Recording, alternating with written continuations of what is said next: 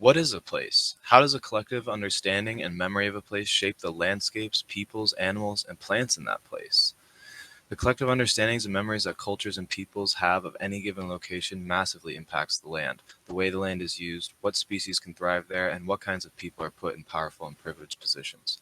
The stories that settlers understand as the history of our nations don't tell the whole truth. To quote, nations conveniently forget or suppress from their collective memories those aspects of their past that do not shed a positive light on the nation, such as colonial and racial violence, territorial dispossession, and enslavement. The purpose of this forgetting is to avoid dealing with the implications of these past actions for the cultural, socioeconomic, and political relations of the contemporary era. Brunel, 2013. Places that are known and advertised as recreation hotspots are often defined by the recreation popular in that area.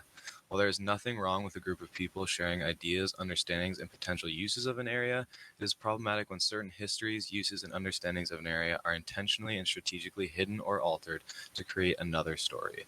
Areas used for recreation are commonly seen in a positive light due to the benefits it has for human and environmental health. Two places that I have formed connections with that are also recreation hotspots are Summit County, Colorado, and the Sea to Sky Corridor. Both places are in what is widely known as North America, but this understanding and recognition of place is a very recent one in terms of human history, despite the common perception. Hello, my name is Keenan Miles, and I grew up in Summit County, Colorado. My family and I are people who have settled on this land as foreigners. I experienced a privilege growing up in such a place. I grew up on the unceded traditional and ancestral lands that are territories of indigenous nations, including the Arapaho, Cheyenne, Navajo, Pueblo, Lakota Blackhawk, and Ute peoples. This land was originally a place of healing, gathering, and trade. My family is white and has settled throughout North America. Throughout my family's time here, we have all searched for opportunity in a land where we experience privilege. It is easy for my family and I to ignore the hardships and terrible conditions that others who were raised on this land were forced to go through due to colonization and the Louisiana Purchase. I recognize that this land was not purchased fairly with all parties involved, and because of that, many people were mistreated and pushed around. Because of these colonial practices and the exploitation of indigenous peoples, my family and I can live comfortably on this land that is indeed someone else's. For the last 4 years, I have been living on the unceded, traditional, and ancestral lands of the Squamish, Lillooet, and Musqueam nations. Similarly, this land was stolen from these people unjustly, and settler colonialism continues to affect the everyday lives of these people. Because the land I have lived on was stolen unjustly, I have had the privilege of having many opportunities and positive memories on this land. We cannot change the past. All we can do is change the future. I am ashamed, embarrassed, and angry about the ways in which colonialism has overtaken almost every aspect of our everyday lives. I hope that spreading awareness of this tough subject will only help an already rapidly changing political landscape that is ripe for change. I want to use the knowledge I have gained to try and recognize these colonial structures in my everyday life and point them out to my friends, family, and even myself. I would like to make a point to use my privilege to strengthen Indigenous voices and try to decolonize the systems I work within. The outdoor recreation culture is a culture I am a part of and a system I would like to work within to change. More specifically, snowboarding is a sport I love, participate in, and learn from, a system that I would certainly like to be critical of. Outdoor recreation, while accessible to many, certainly has a white elitist culture that has formed around these sports. This is a part of outdoor recreation due to the cost of entry it takes to participate in these activities. To quote, often recreational sports are viewed as an apolitical arena where people are simply trying to take care of themselves, stay healthy, and enjoy some time outside. End quote. Reed Horesco and Warren, 2021. Snowboarding and skiing take place on someone else's land, and for this reason it is political. I chose to make a video essay featuring snowboarding to talk about these issues because acknowledgement of Indigenous knowledge and awareness of the tragic history of settler colonialism is hard to find in places other than higher education. I feel that spreading awareness through this medium is important because people who recreate in North America have a role in the continuation of settler colonialism. Most North Americans are unaware of the true history of the spaces they occupy and the land they live on. The land that North Americans recreate on is often directly tied to the intentional violence and oppression against Indigenous peoples and voices.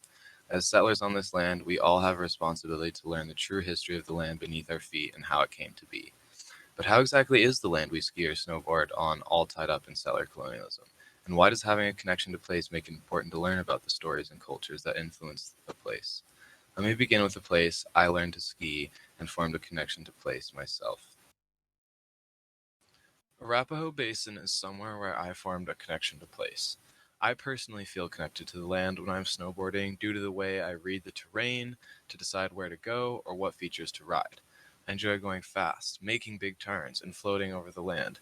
It feels good to hit a jump just the right way and scope features with friends to see if it goes. I've loved going to Arapahoe Basin with my family and still do.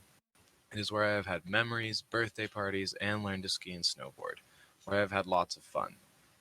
It was not until I began critical studies that I began to reflect on my deep connection and appreciation for Arapahoe Basin and the meaning of the name Arapahoe Basin. Here's what my brother Finn says about his connection to the place. Finn, do you feel connected to the land you ski on? I absolutely do. It's something we did just about every weekend growing up. Um, I feel like my family and I, that's like a spot that's special to all of us. So I definitely have a connection with it. Do you feel connected to the land at times when you're not skiing? Um, yeah, it definitely in less of a sense than when I'm on the land and enjoying its um all the things I love about skiing. Like I feel more appreciative. Um, but I definitely just seeing mountains all around me. I've been lucky enough to grow up and go to school in a place where there's mountains around me, and I really appreciate just gaping around looking at the mountains. And have you ever reflected on your connection to place at all? I definitely don't think about it day to day, but there's been many a times where um, I've just thought about how we got here and just stuff that happened to access this land before I was around or my parents or really just a long time ago. Obviously, there's a lot of stuff I don't know and don't think about every time I'm using the land.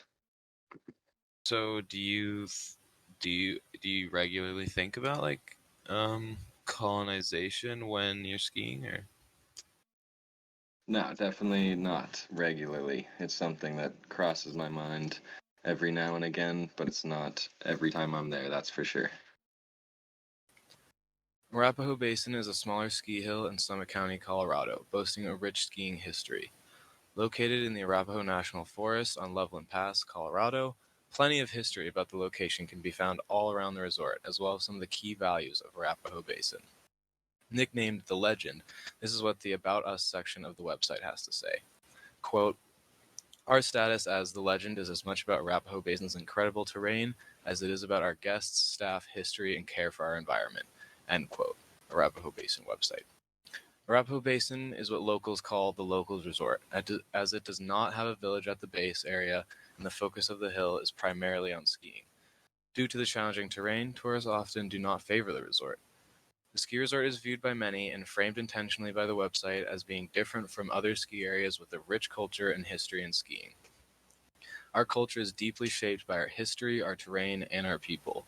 We invite you to come find out why the soul of skiing is still alive and well, why people say we have the nicest staff in the business, and of course, all the reasons we're called the Legend.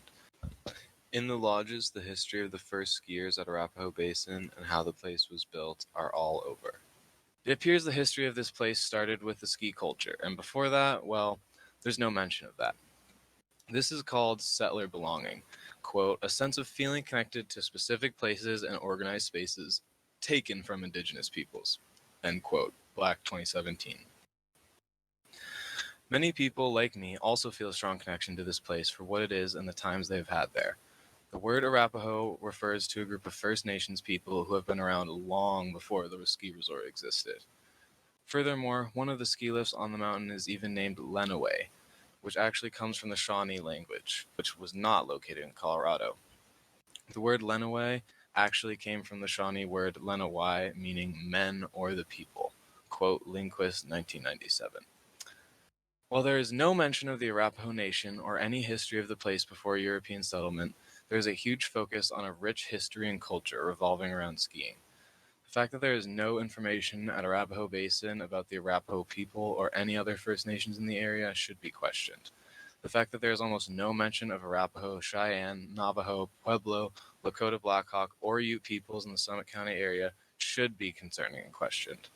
This does not mean that settlers should feel bad that they love the places they have built a connection to, but does not mean that the continued dominance of settler culture and presence is okay. This is how settler belonging can become problematic, when settlers feel their personal attachment to the land is more valid than those of indigenous peoples. Stories from the Arapaho Nation should be shared at Arapaho Basin. Stories from the people who have lived on the land now called Colorado since the time immemorial should be visible and told. Most of the visible history in the area mentions mining and the first settlement of the area, which are advertised and clearly visible as tourist attractions in the only account of the area, a settler one. There's a constant reaffirmation that the only story on the American continent is the settler one. Quote, this process is material and discursive, epistemological and ontological, as indigenous peoples and their ways of knowing are being disappeared from textbooks, media representations, political agenda, and signs on the road. End quote, Cook 2017. These cultures shape and create the identity of the town they are centered around.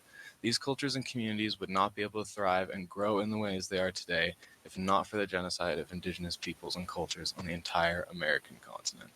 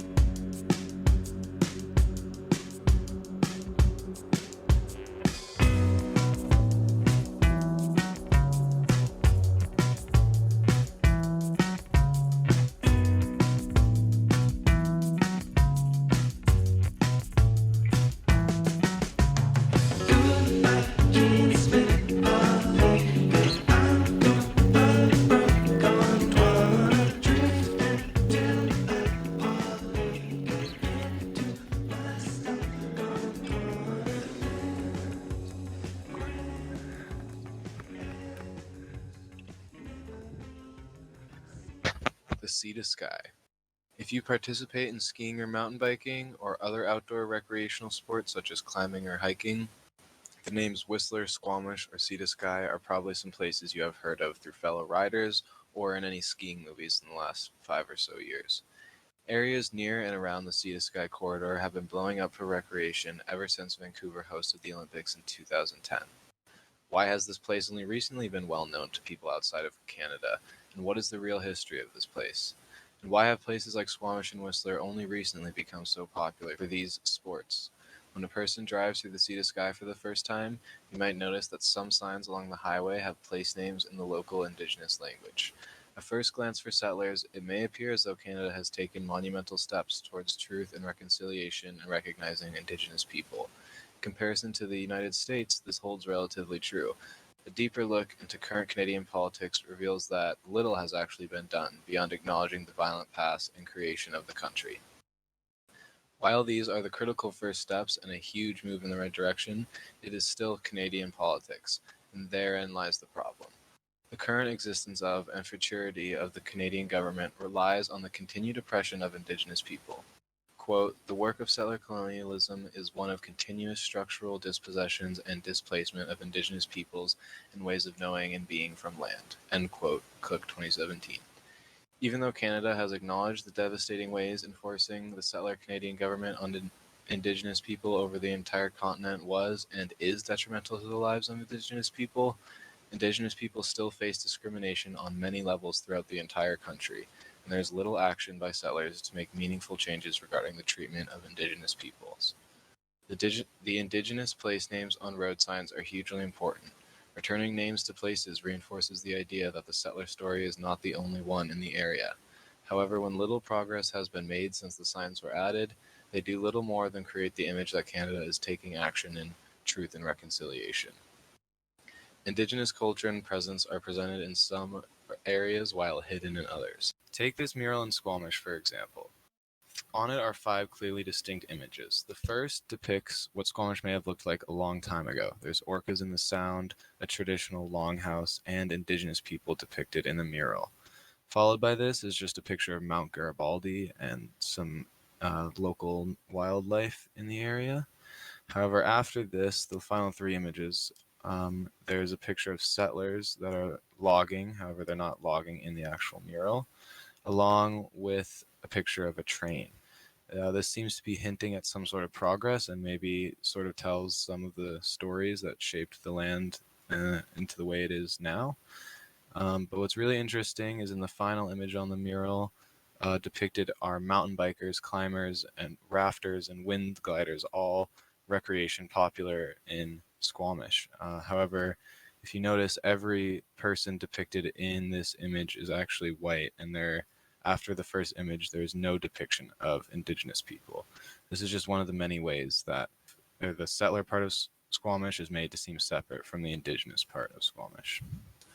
The reality of the recent rise in popularity in Squamish as a living destination lies in the town's history.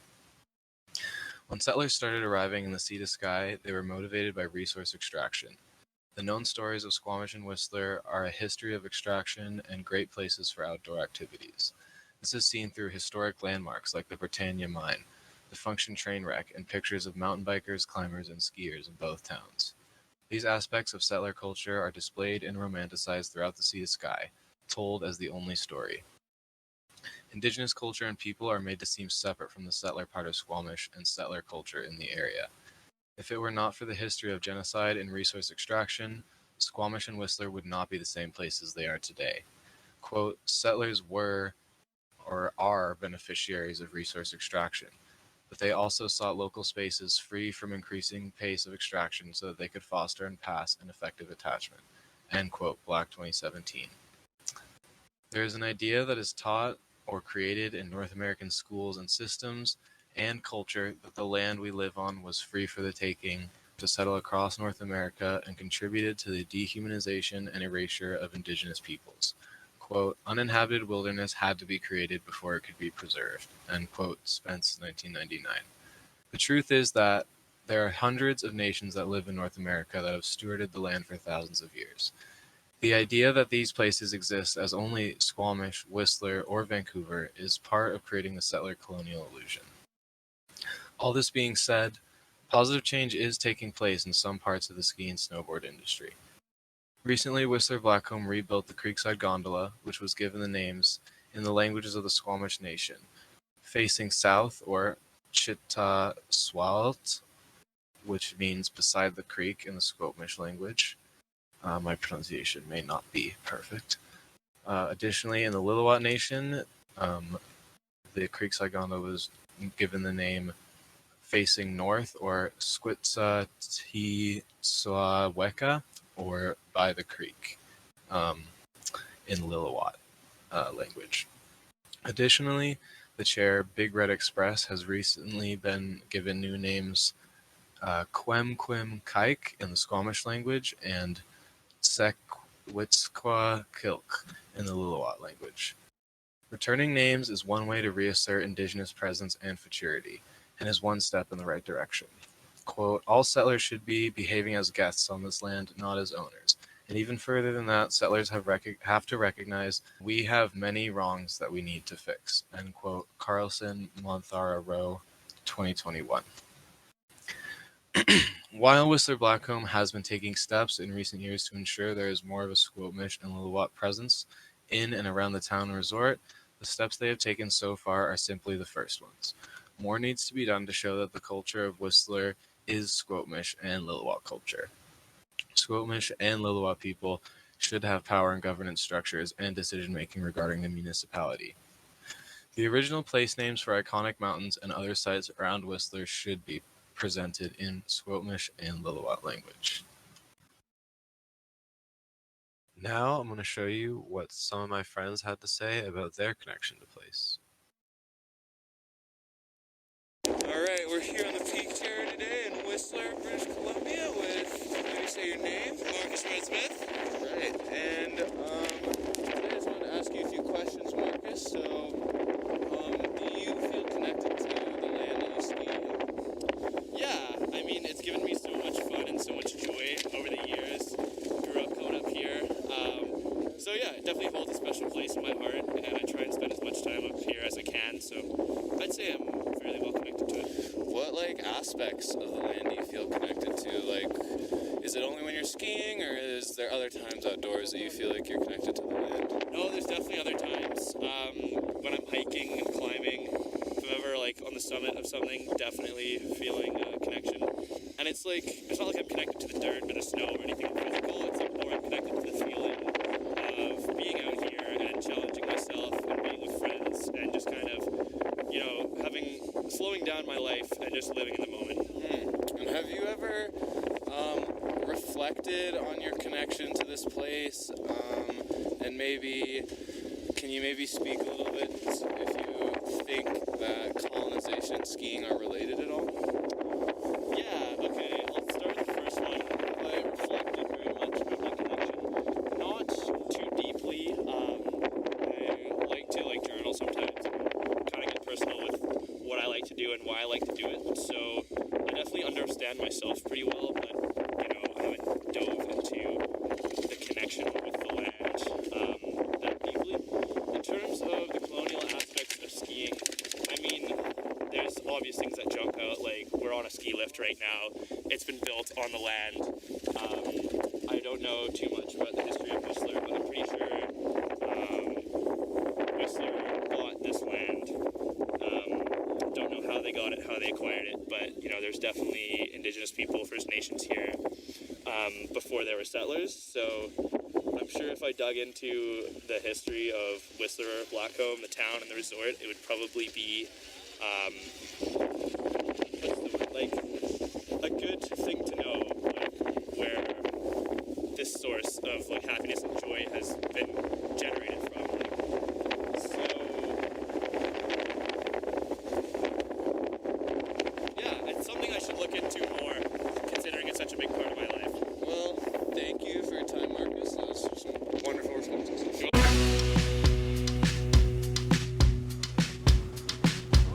Yeah.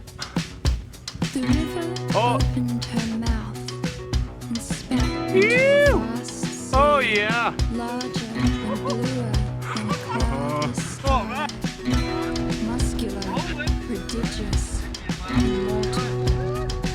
But our vessel was invulnerable. It was well built. The boat rocked me into sleep, and I floated to a deep dream. Smooth sailing through the castle in the air.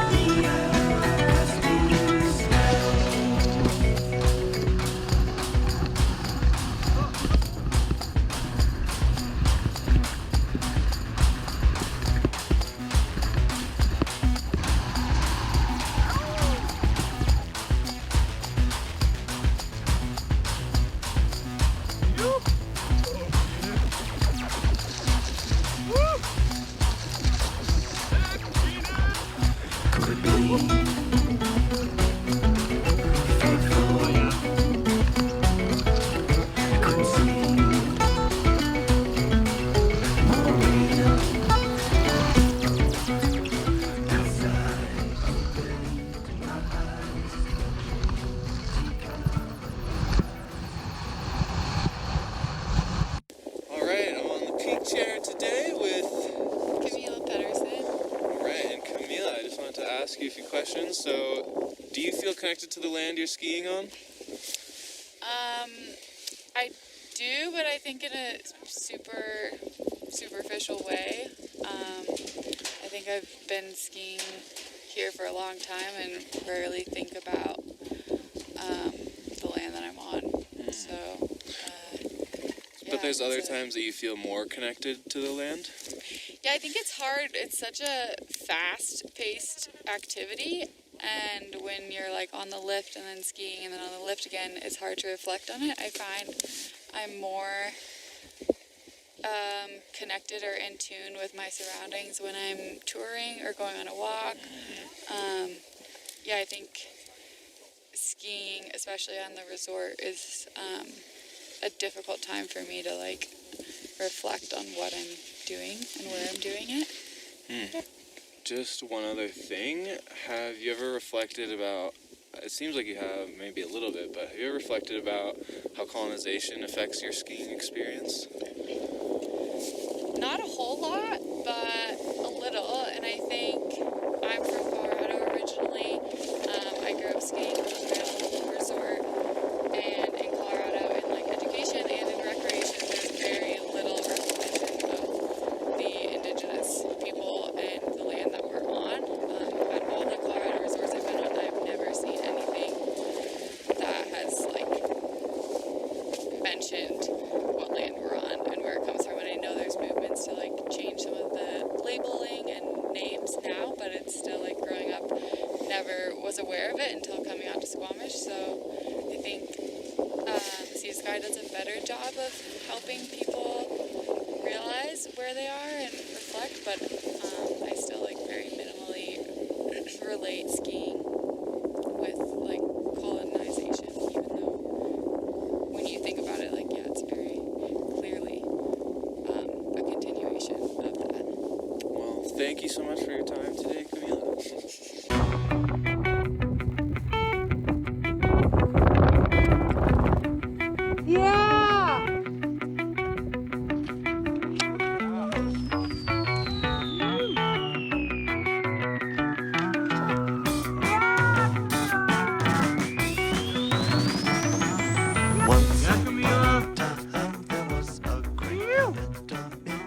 Nice. Sorry, that's okay. Alright, I'm here today with Katie Perkins. and Katie. Do you feel connected to the land you ski on? I think that I rarely think about it, kind of like what Camila said when I'm skiing flats and bounce. Especially because I drive like 40 minutes to get here. I think a lot of my connection to place happens in Squamish, so by the time I'm in Whistler, I'm kind of switch off into this like go fast, have fun mode and hang out. But when I go touring, especially in Squamish, but also on the side country in Whistler, then I start to like slow down and think about it more. So what aspects do you feel like you have to slow down and connect to? Like what aspects do you feel connected to of the land? It's interesting because when I see green things, that's like the first thing that connects me to, but it's different in the winter when you're like, there's snow everywhere. I think seeing rocks and unique features like around the mountain that I don't get to see all the time. Like maybe sometimes there's wind blowing over a lip and then there's all this snow flying off. That makes me like pause and be like, oh my god, this is spectacular. And I start thinking about it more, but it's definitely not a natural instinct. And so a lot of people that live in Squamish move to Squamish. Can you reflect on maybe why you moved to Squamish or maybe even some of the privileges that allowed you to move there? Yeah, I moved to Squamish to study at Quest, and I initially found Quest from somebody's picture of the school and like mountains all around, and I was like, I really want to be in the mountains, and I don't think I've ever seen something as beautiful as that, and that was like my initial draw. And I think I had a lot of privilege to be able to afford to come here as an international student and pay international tuition, so I had financial support, and then also to be able to come to like this land as a settler, knowing very little about like what it meant to be a settler and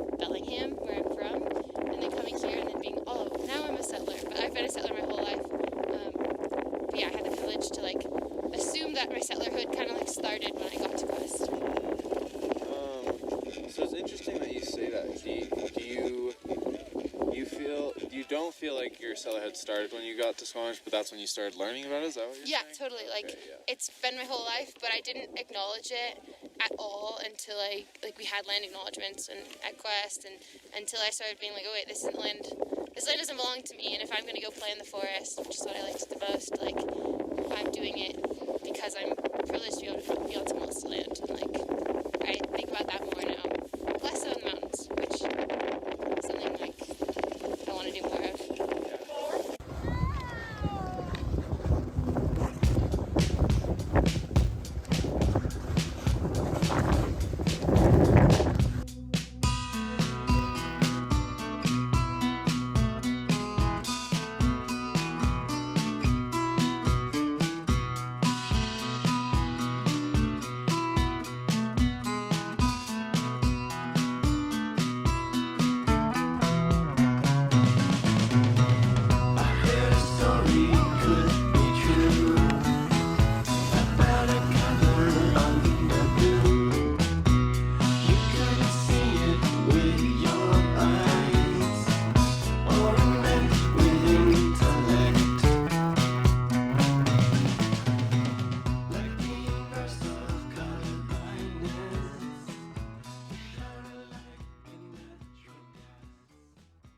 I'm on Harmony Lift today with Coben. and I just was gonna ask you a few questions today, Coben. So, Sounds good. do you feel connected to the land you ski on? I'd say so. I feel like this is a place I've always had some natural like draw towards, and like when I was little, I did like a couple little trips up here, and I've just always like been drawn to being here and like being on this land. It feels nice. And Do you feel connected to the land at times when you're not skiing as well, or is it just when you're like recreating, or? I feel like for the most part, it's like just anytime I'm like acknowledging where I am, and like, but that is obviously most prominent like when I am outside, and like whether I'm just like hiking or biking or skiing. Like I feel like those are probably the times I feel most connected. Or like if I'm like swimming or something, you know, when you're like fully immersed in a body of water up here too, like you really feel connected.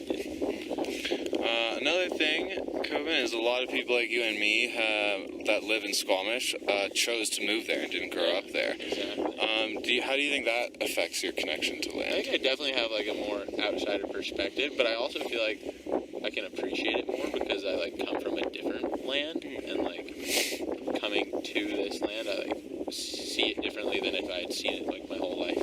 So, What can you just say some of the ways that you see it differently, maybe? I feel like I have a lot of people talk about the seasonal depression, like it's raining all the time and it's like depressing, but I never had that kind of climate, and I really appreciate having that kind of water around all the time, and like, I don't know, even when it's raining and dark outside, like I still am happy to be where I am and happy to go outside and like play in the elements. And another thing, have you ever reflected on the way that colonization has shaped skiing culture? Not enough, probably. But I think that is important to do. I think that's definitely something I could think about more. But yeah, no, I don't think that is something I've reflected on too much. All right. Well, thanks for chatting with me today, Coben. Of course.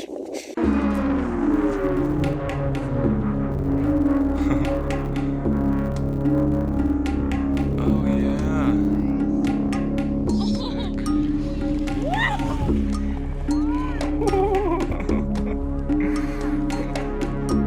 That was.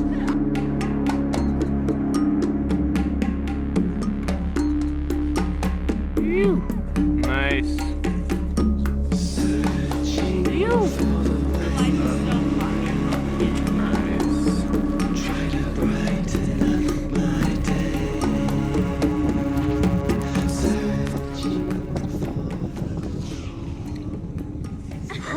That's not bad. Right, I'm on the Harmony chair today with Lizzie Howard. And today, Lizzie, I just want to ask you a few questions. So, first of all, do you feel connected to the land you ski on?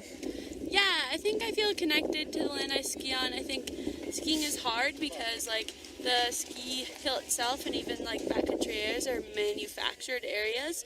So although you're like interacting with nature, it's not like quite the same interaction as somewhere that like you weren't getting like lift assist and having like large groups of people. And I think that we see like people as being separate from nature. So like inherently, if you're in a place with a lot of people, it's hard to connect to the land because we have these like traces of human interaction so deeply like woven into them that are kind of so like counter to like what I think is like connection. Cool.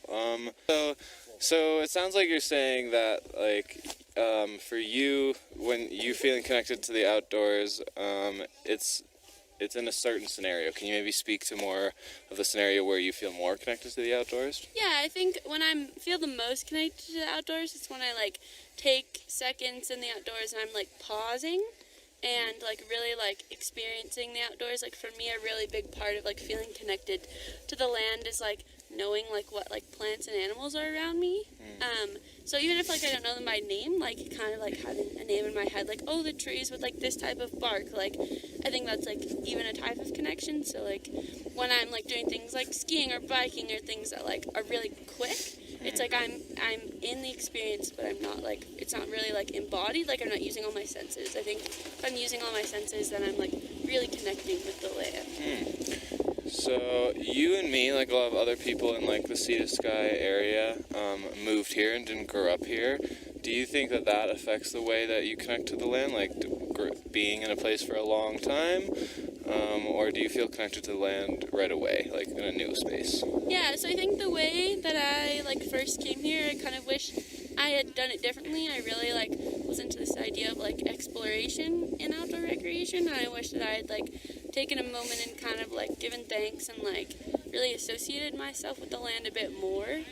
I think that like it is like possible, and I mean I hope that it's possible for people to be connected with land that they aren't like, you know, like born living on, but I think that like it takes a lot of work to like foster a genuine connection where you feel like reciprocity with the land, because I think a lot of people are like, yeah, like, you know, you can experience it and like have been here for a really long time, but I think at the point where you're like actually having a connection is when you're like feeling that reciprocity. So another question for you, Lizzie, is do you think that colonization has affected skiing culture?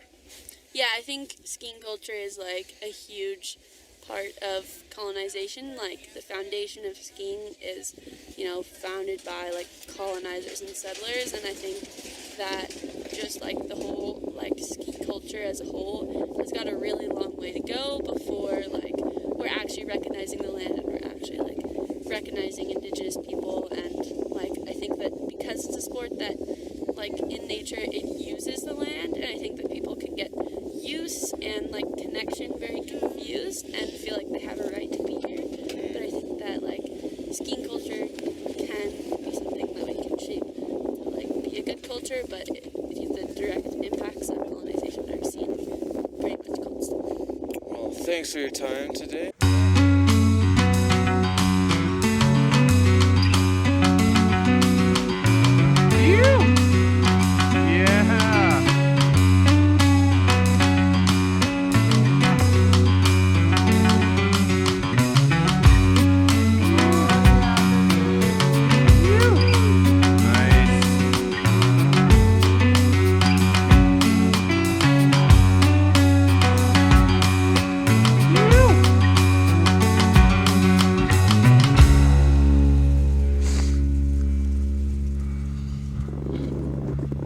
Yeah.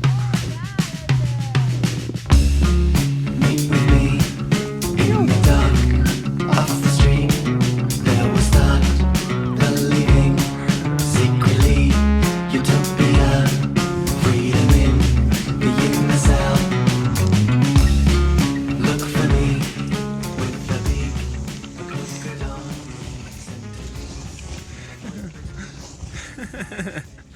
All right, I'm here on the Big Red Express once again. This time I'm talking to McKinley.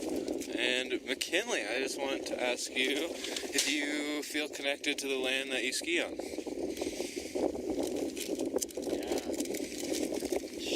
Sure. Yeah. What are some ways that you feel connected to the land you ski on? I grew up here, so spent a lot of time here. Do you feel connected to the land at other times when you're not skiing, or just usually when you're skiing? Let's say most of the time, because you're always there in your environment.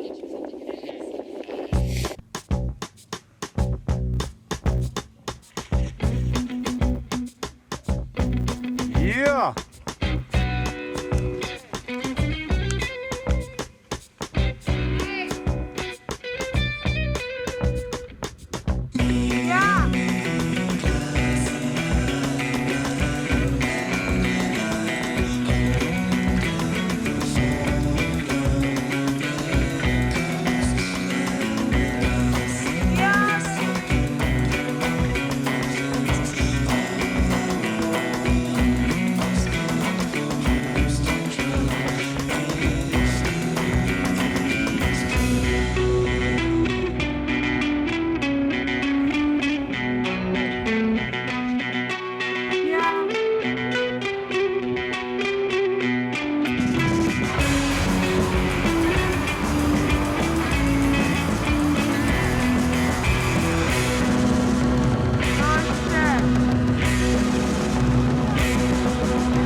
I see through the bricks to the sea, crumbling castle.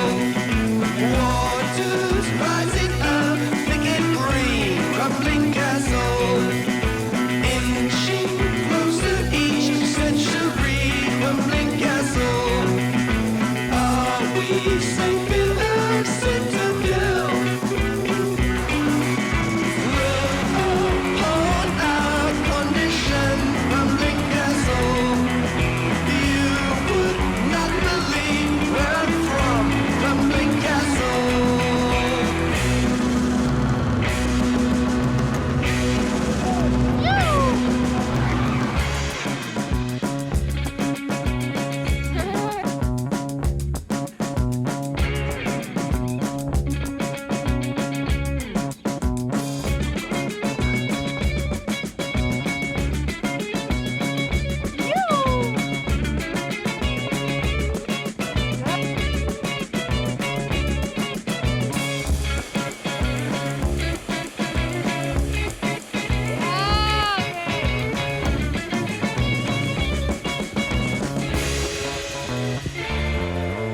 We wait for the death that does not come, crumbling castle. Dug over hole in God's acre, crumbling castle. We have even said our last rites, crumbling castle. Are we safe in our holding cell? Look upon our condition, crumbling castle. We head to our extinction, crumbling castle.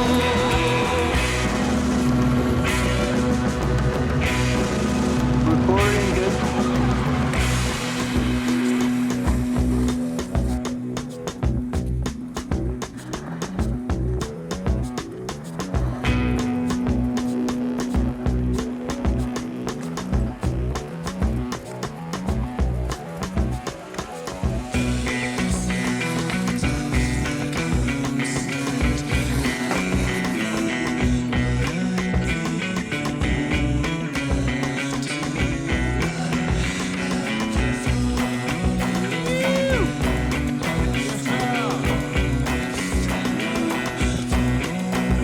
Yeah, cool.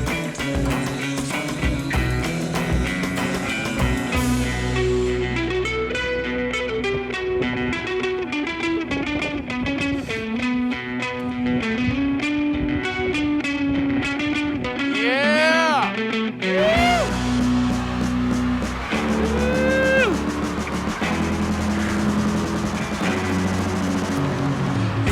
The wind I sway back and forth.